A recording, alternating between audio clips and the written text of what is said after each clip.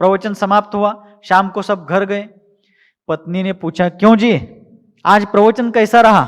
पति बोला, बहुत बढ़िया प्रवचन हो गया, और उसमें भी धर्मसागर जी महाराज का प्रवचन, कहना ही क्या, ऐसा कहने लगा।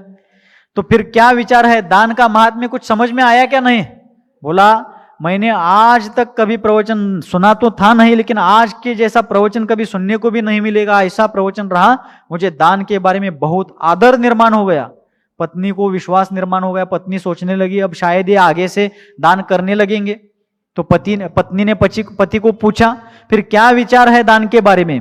बोला, कुछ नहीं, कल से मुझे दान के बारे में इतना भाव निर्माण हुआ है, मैंने एक विचार किया है, कल सुबह से ही नहाने धोने के बाद मैं गांव के गली गली में घर घर जाकर के दान मांगूंगा और लोगों को दान करने का अवसर दूंगा। गांव का कोई भी व्यक्ति दान देने से वंचित ना रहे, ऐसा मैं जरूर प्रयास करूंगा, क्योंकि दान का पुण्य बहुत बड़ा होता है और मैं सबको अवसर देने वाला हूं। पत्नी माथा डोकं बडवून घ्या लागली ती, हा हेंतात नशीब यान टांकी, या जन्मदागीत गट कट्टीन देती हो बाबा। हाँ, तो कुछ लोग ऐसे होते हैं, लेकिन दान का महत्व अपरिमित है। कितनी ही घटनाएं शास्त्रों में कही गई है, किन किन लोगों ने दान किया। धन्य कुमार का जीवन चरित्र जो आता है, वह दान के ही विशेष प्रभाव को उनके जीवन चरित्र में दिखाया जाता है। इसलिए दान के महत्व को समझे। सेठ पूनमचंद घासीलाल जवेरी जी ने अपने जीवन में बहुत ज्यादा संपत्ति अपने पिता से प्राप्त तो नहीं की थी, वो सारा घटनाक्रम संक्षेप में अपन ने देख लिया है, लेकिन अत्यंत निस्वार्थ भक्ति भाव से उन्होंने जो दान किया है, सेवा वयावृत्ति की है, उसका प्रतिफल यह हुआ कि 1 लाख रुपयों की राशि उनको, जो कल्पना भी उनके नहीं थी, ये प्राप्त हो गया ऐसी उनको आशा भी नहीं थी, लेकिन अकस्मात अकल्पित रूप से उनको प्राप्त हो गई। आचार्यों ने शास्त्रों में कहा है कि चिंतामणि रत्न वो है कि जिसके सामने इच्छुक व्यक्ति चिंतन करेगा तभी चिंतामणि रत्न फल प्रदान करता है। चिंतामणि रत्न कब इच्छित वस्तु प्रदान करता है? ये चिंतामणि रत्न यहां पर रखा हुआ है, मुझे यदि जो चाहिए मैं उसके सामने बैठकर उस चीज का चिंतन करूंगा, तभी वह चिंतामणि रत्न हमें वो वस्तु प्रदान करेगा। कल्प वृक्ष वो है कि जिसके आगे जाकर के मांगना पड़ता है कि मुझे अलंकार चाहिए, मुझे वस्त्र चाहिए, मुझे अन्न चाहिए, मुझे अमुक चाहिए, तमुक चाहिए, याचना करनी पड़ती है, तभी वह कल्प वृक्ष उस याचक को वस्तुएं प्रदान करता है। लेकिन जिनेंद्र देव के द्वारा बताया गया जैन धर्म एक ऐसा महान देय है, ऐसा महान दाता है कि जिसके सामने चिंतन भी नहीं करना पड़ता है, मांगना तो बिल्कुल नहीं पड़ता है, मात्र श्रद्धा भक्ति पूर्वक समीचीन विवेक पूर्वक उस धर्म की आराधना करने पर सांसारिक सुख ही नहीं, शाश्वत अतीन्द्रिय आत्मिक सुख की प्राप्ति भी शीघ्राति शीघ्र होती है। ऐसी जिन धर्म की महिमा है, और हम सब बहुत भाग्यशाली है कि किसी जन्म की तपस्या के फलस्वरूप, कितने ही जन्मों के पुण्य के फलस्वरूप आज हमें जिन धर्म की प्राप्ति हुई है। हम जैन कुलोत्पन्न है, और उसमें भी उस जमाने में नहीं जब मुनियों का दर्शन भी दुर्लभ था। आज हम शांति सागर आचार्य देव के जमाने में है, और उसमें भी हमारे पूर्वजों ने उनको आचार्य पद प्रदान किया था। हम वो देखने के लिए तो नहीं है, लेकिन शताब्दी वर्ष महोत्सव मनाने का अवसर और वो भाग्य हमारे जीवन में आया है। यह भी हमारे जीवन का एक पुण्य है, एक असाधारण भाग्य है। इसलिए हमारी शक्ति जितनी है उतना ही दान करने का अपन प्रयास करें, और उसके साथ साथ आहार दान, औषधि दान, अभय दान, उपकरण दान, करुणा दान, समदत्ति दान, ये भी दान तो है ही, लेकिन और भी कुछ दान है, जैसे श्रम दान है। बराबर, अपन आर्थिक कुछ नहीं दे सकते, अर्थ सहायता नहीं दे सकते, तो श्रम करके अपन वहां सहायता कर सकते।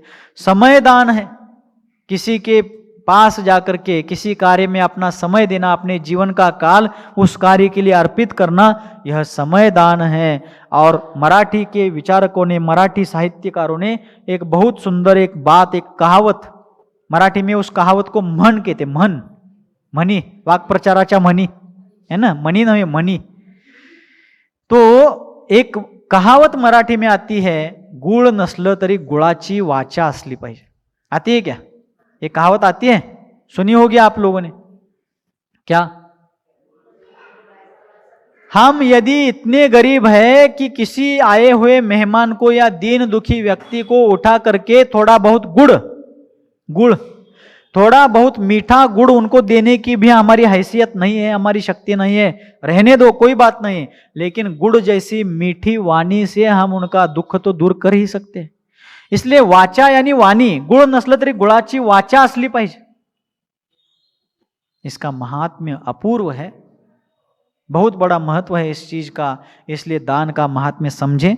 तो जब सेठ पूनमचंद घासीलाल जी को घर से, परिवार से तार मिल गया, एक समाचार मिल गया कि हमें 1 लाख रुपए का मुनाफा हो गया है, फायदा हो गया है, सेठ जी को आनंद हो गया। वहां उपस्थित सारे चतुर्विध संघ में जो श्रावक श्राविकाएं थे उनको भी आनंद हो गया। लेकिन आनंद होने के साथ साथ वो सेठ अपना कर्तव्य भूले नहीं, दौड़ते हुए पूजपाद आचार्य देव के चरणों में पहुंचे। महामहिम आचार्य शांति सागर जी के चरणों को पकड़ करके उन्होंने अपार भक्तिभाव प्रेषित करते हुए कहा कि गुरुवर, आपके चरणों की सेवा करने के कारण आज मुझे ऐसा ऐसा लाभ हुआ है, उसका समाचार अभी अभी सुनने को मिला है। लेकिन गुरुवर, वह संपत्ति मैं अब बिजनेस बढ़ाने के लिए, परिवार के सुख सुविधाओं के लिए, बंगले इमले हवेली कोठियां निर्माण करने के लिए या और किसी लौकिक कार्य के लिए उसका उपयोग नहीं करना चाहता हूं। गुरुवर, मेरी भावना है कि आप आज नागपुर में विराजमान हैं, आपके साथ हम शिखर जी में 2 महीने में पहुंच जाएंगे। नागपुर से 2 महीने में अपन शिखर जी पहुंच जाएंगे और शिखर जी पहुंचने के बाद आपके ही मार्गदर्शन, सानिध्य, तत्वावधान और आपके उपदेश के अनुसार उस 1 लाख रुपए की संपूर्ण राशि का उपयोग सम्मेद शिखर जी में पंच कल्याणक महोत्सव संपन्न करने के लिए यह राशि मैं अर्पित करता हूं। उस जमाने में 1 लाख रुपए कितने? मैंने बचपन में जब घर में था तो सुना था बुजुर्गों से कि जब वे बुजुर्ग लोग उनके बचपन में, म्हणजे आजीच्या लहानपणी, कळलं, दादी नानी लोग, हमारे दादी नानी लोग उनके बचपन में जब बाजार करने के लिए, सब्जी खरीदी करने के लिए और कुछ भी खरीदने के लिए जब जाते थे तो वो लोग बताते थे कि उनके बचपन के जमाने में 1 रुपए ले जाओ तो सप्ताह भर का सारा सामान आ जाता था। सब्जियां, अनाज और कुछ भी जो घरेलू जो रसोई का सामान चाहिए होता था, 1 रुपए में सप्ताह भर का 7-8 दिन का प्रापंचिक अन्नपान का सहारा साहित्य सामग्री उस समय बाजार में मिल जाता था 1 रुपए में। आज 1 रुपए में क्या आता है? यदि भिखारी को भी कोई भीख मांगने पर 1 रुपए देता है तो भिखारी मुख पर फेंक देता है 1 रुपए, वो भी 1 रुपए लेता नहीं अब। आज उस जमाने में 1 रुपए में जो सप्ताह भर का सामान आता था बाजार में, आज 100-200 रुपए में भी आता है क्या? 1000-1500 तो कम से कम पड़ते हैं सप्ताह भर की सब्जियां, मसाले, अमुक तमुक लाने के लिए, क्या नहीं? अब मैंने कब लाया नहीं ज्यादा, अब आप लोग ही जानते होंगे। तो उस समय उन्होंने 1928 के जनवरी महीने के पहले सप्ताह में ये घोषणा कर दी कि मिला हुआ 1 लाख रुपयों का जो मुनाफा है, फायदा है, नफा है, वह आपके ही तत्वावधान में वहां पहुंचने पर सम्मेद शिखर जी में पंच कल्याणक प्राण प्रतिष्ठा महामहोत्सव संपन्न कराने की मेरी भावना है। आप कृपा करें, आप आशीर्वाद प्रदान करें, आप आदेश दीजिए। तब आचार्य महाराज भी बड़े गदगद हो गए, क्योंकि सम्मेद शिखर जी का दर्शन और सिद्ध भूमि में ही पंच कल्याणक का अवसर प्राप्त हो रहा है। जिस पंच कल्याणक के द्वारा तीर्थंकर देव ने अपने आत्म कल्याण के साथ साथ विश्व के प्राणी मात्र के कल्याण का मार्ग प्रशस्त किया, उनके 5 कल्याणक उस शाश्वत कल्याण भूमि में अपन संपन्न करने जा रहे हैं। ये सोच करके आचार्य शांति सागर जी महाराज ने बड़े गदगद भाव से आशीर्वाद, आज्ञा और मार्गदर्शन प्रदान किया और फिर वहां से पंच कल्याणक की तैयारी प्रारंभ हो गई। और आगे क्या होता है इस चर्चा को अग्रिम सत्र में देखते हैं। बोलिए गुरुवर आचार्य भगवान श्री शांति सागर जी मुनि महाराज की, गुरुवर आचार्य भगवान श्री सन्मति सागर जी मुनि महाराज की। शास्त्रों में आचार्यों ने कहा है कि ली हुई वस्तु बेकार जा सकती है, कैसी वस्तु? ली हुई वस्तु बेकार जा सकती है, लेकिन दी हुई वस्तु कभी बेकार नहीं जाती। मुझे किसी ने कुछ दिया है तो रखे रखे मैं उसको वैसे ही खराब कर सकता हूं, वो बेकार हो सकती है, काम से बाहर हो सकती है, लेकिन दी हुई वस्तु, दिया गया दान कभी भी बिना फल के नहीं जाता। इसलिए दान का महत्व अगणित है। अतः संसार के समस्त आत्महित इच्छुक प्राणियों को अपने शक्ति को बिना छिपाए अपने मुक्ति की प्राप्ति के लिए हमेशा सत्पात्रों में, सप्त क्षेत्रों में दान करते रहना चाहिए। और वह दान हमेशा दाता को देने के साथ साथ और ऊपर उठाता रहेगा। एक जगह पर आचार्यों ने उदाहरण दिया कि गर्मियों के दिनों में समुद्र का जल हो, नदियों का जल हो, जलाशयों का जल हो, तीव्र धूप के कारण भाप के रूप में, बाष्प के रूप में ऊपर जाता रहता है। और जैसे जैसे वर्षा ऋतु निकट आता है, बरसात का मौसम आता है, तो पानी से भरे हुए मेघ आकाश में घिरने लगते हैं, आकाश में बहने लगते हैं, बढ़ने लगते हैं।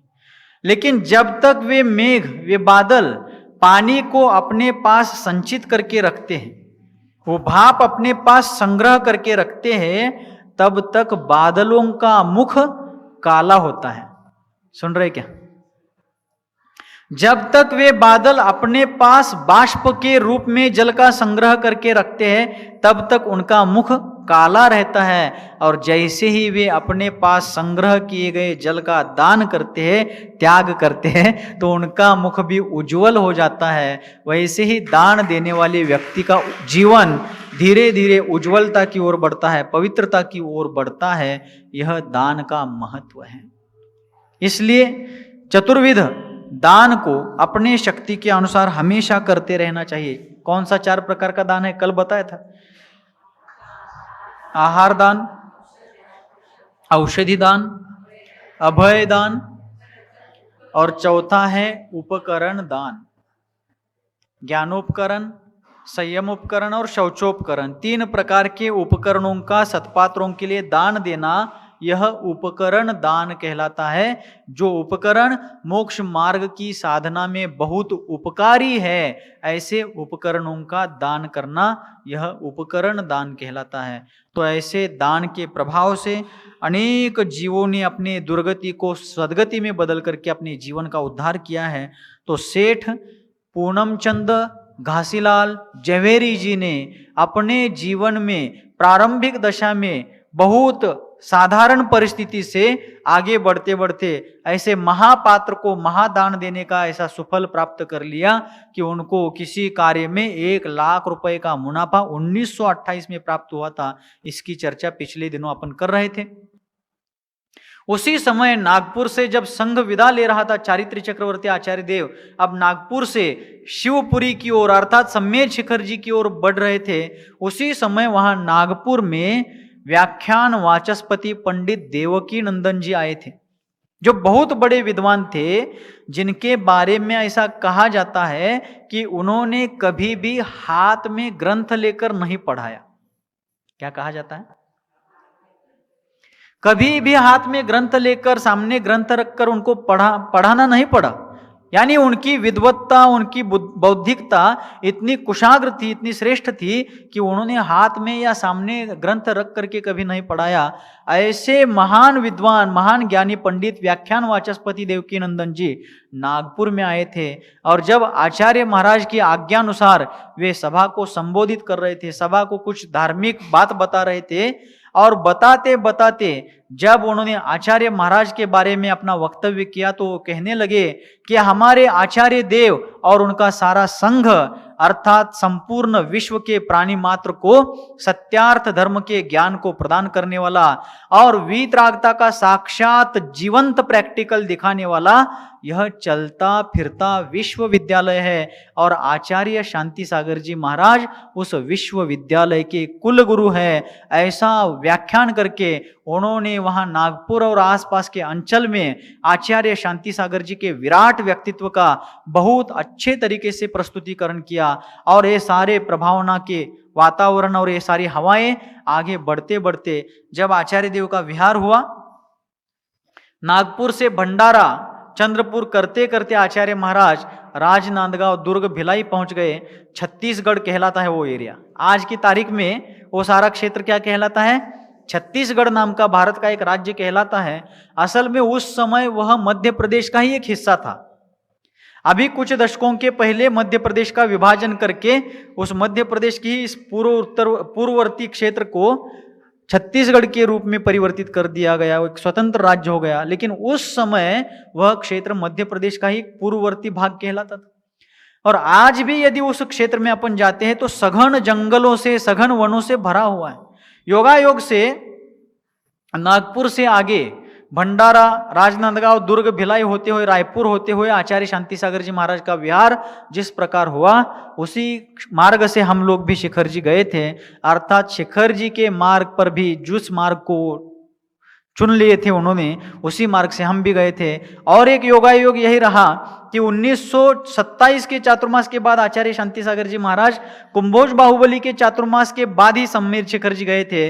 और 2015 के चातुर्मास के बाद हम भी बाहुबली का चातुर्मास करके ही सम्मेर शिखर जी गए थे। तो आचार्य महाराज के जीवन से जुड़ी हुई कुछ योगायोग की बातें, उसका सौभाग्य हमें भी जीवन में पाने का अवसर मिला। तो जब आचार्य शांति सागर जी महाराज ने छत्तीसगढ़ प्रांत में विहार प्रारंभ कर दिया शिखर जी को जाने के लिए, तो छत्तीसगढ़ आदिवासी बहुल इलाका है। वहां बहुत संख्या में आदिवासी जनजाति के लोग रहते हैं। लोग भोले भाले हैं, पढ़ाई के दृष्टि से, शैक्षणिक दृष्टि से पिछड़ा हुआ समाज है, लेकिन लोग मन के बहुत अच्छे। जब आचार्य शांति सागर जी महाराज का विहार, प्रथमाचार्य शांति सागर जी का विहार उस क्षेत्र से होने लगा, तब बहुत संख्या में जैन समाज के साथ साथ आदिवासी लोग भी उनके चरणों में आने लगे। और जंगल में रहने वाले, मद्य मांस का सेवन करने वाले, अनेक प्रकार के व्यसनों में डूबे हुए वो लोग, ऐसा सब कुछ पाप करते हुए भी, व्यसनों को करते हुए भी परिणामों के बहुत अच्छे थे। इसलिए भक्ति भाव के कारण आचार्य महाराज के चरणों में आ पहुंचे। तो दया निधान संपूर्ण विश्व के अकारण जगत बंधु आचार्य शांति सागर जी कैसे थे? कैसे थे? आज आप लोग, हम लोग एक मेक के साथ कोई नाता रिश्ता रखते हैं, घर परिवार में, समाज में एक मेक के साथ कोई नाता रिश्ता जोड़ते हैं, तो ज्यादातर लोग उन नाते रिश्तों के पीछे कुछ ना कुछ स्वार्थ रखते हैं। लेकिन आचार्य शांति सागर जी जैसे महापुरुष अकारण जगत बंधु थे। क्या थे? उनके जैसे महापुरुषों के लिए, उनके जैसे अति श्रेष्ठ प्रकाश पुरुषों के लिए, आलोक पुरुषों के लिए महान विद्वानों ने एक शब्द बहुत जबरदस्त तरीके से प्रचलित किया है कि वे अकारण जगत बंधु थे। क्यों? वो किनके बंधु थे?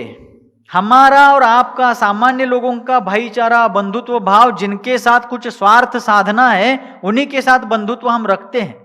लेकिन आचार्य शांति सागर जी जैसे असाधारण महापुरुष जगत के साथ बंधुत्व को धारण करते हैं, बंधु भाव रखते हैं। और फिर भी बंधु भाव रखने के साथ साथ वे अकारण जगत बंधु थे।